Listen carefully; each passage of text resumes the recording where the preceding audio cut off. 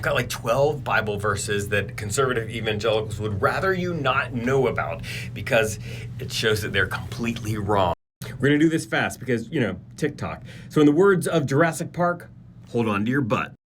So we all know by now that Numbers chapter 5 clearly shows that God is not pro-life and that God does not have anything to do with the idea that life begins at conception, because either it's God-directed miscarriage or it is completely preventing fertilized eggs from implanting in the mother's womb in the future. Either way, not pro-life. Jesus was kind of a socialist. In Matthew chapter 19, verse 21, there's a guy who comes up to him who has a lot of money, and he tells him, you just need to sell all your money and give it to the poor, which is anti-capitalism in so many ways. And if you were curious if that lasted past him, yes, it did, because the early Christian church was also very socialist. Not in the government coercion of making you do it, but they actually all sold their stuff, held everything in common, and then gave to people as they had need. You can find that in Acts chapter 2, verses 44 through 45. Now, this next one I'm really going to need to read to you just because it fights against all of the immigration reform bills. It says, when a foreigner resides among you in your land, do not mistreat them. They must be treated as your native born. Love them as yourself. See? So here's the thing.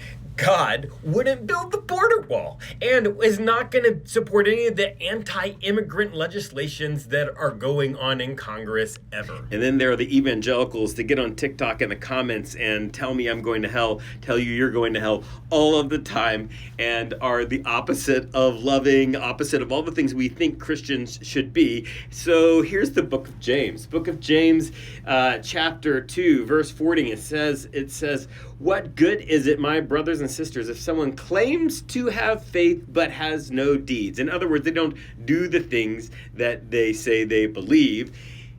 If you don't do the things, you don't believe the things. It's not about beliefs, it's about the actions, and the actions show what you actually believe.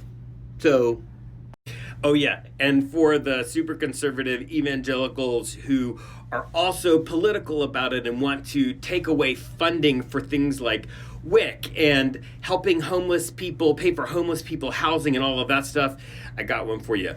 1 John chapter 3, verse 17, it says, if anyone has material possessions and sees a brother or sister in need, but has no pity on them, doesn't help them out, how can the love of God be in that person? You see, the whole point of having the stuff is to help people. And the Bible is saying, if you have stuff and you see people in need, like homeless people, immigrants, all of those people, you use what you have to help the people. And then there's the really bad news for evangelical megachurch pastors, because in the book of Matthew, chapter 19, verse 24, it says, it is easier for a camel to go through the eye of a needle than a rich person to enter into heaven. So for those of you who are trying to get rich out of Christianity, I've got a bad news for you, because the getting rich part is going to really mess up the whole heaven part. Have you ever seen one of those street preachers with the bullhorns? Yep, that is in no way okay with the Bible. You find this in Matthew chapter 6, verse 5. It says, and when you pray, don't be like the hypocrites. They love to pray standing in the synagogues and on the street corners. Those people with the bullhorns who are preaching all of the hate, those people are hypocrites. They are not doing what the Bible says. By the way, that verse is Matthew chapter 6, verse 5. Oh, hey, an honorable mention. I forgot to say this, but Matthew chapter 25, verse 41 through 43, it's Jesus talking to people, and he says, depart from you who are cursed. Eternal fire is prepared for you. All this metaphor of really bad stuff, because you didn't feed hungry people, and you didn't give clothes to the people who needed clothes, and you didn't visit the people in prison. All of this stuff. But what about the sex workers? They couldn't possibly be thought of as positive in the Bible. Wait, oh yeah, that's true. Sex workers are a really big part of the Bible. There is one particularly famous one. Her name is Rahab, and she is amazing. You find her in Joshua chapter 2, where she is the key to the whole God helping people out. And then, best part ever, you find her in the book of Matthew, chapter 1, verse 5. She is one of the ancestors of Jesus. When we're trying to figure out who Jesus is and like what he's supposed to be like in the world, they give you a list of all these people who came before him. And one of those was a sex worker named Rahab. So, all the racist Christians who talk about how race doesn't exist and how white privilege doesn't exist, all of those people who are supported by the founder of Hobby Lobby and all of the stuff that's supported by the Donor Advised Fund who helps fund the He Gets Us campaign, all of the racist stuff, that's in no way okay. You cannot be racist and be a Christian. And you find this is so beautiful. The early Christians are fighting against racism. In Galatians chapter 3, verse 28, it says, hey, look, there's no preferred race, there's no preferred gender, we're not going to say like free people are better than enslaved people. None of that. Racism is not part of Christianity. Whenever you encounter it, that person is not promoting anything close to Christianity.